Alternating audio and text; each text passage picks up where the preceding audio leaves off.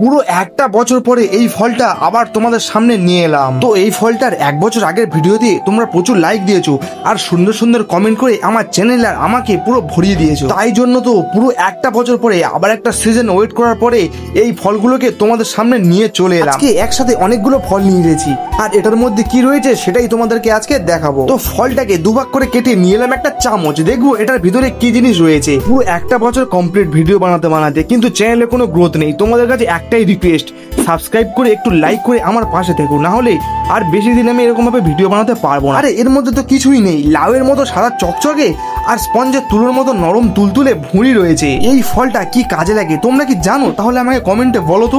এই দেখো, এইটা হলো এই ফলের বীজ।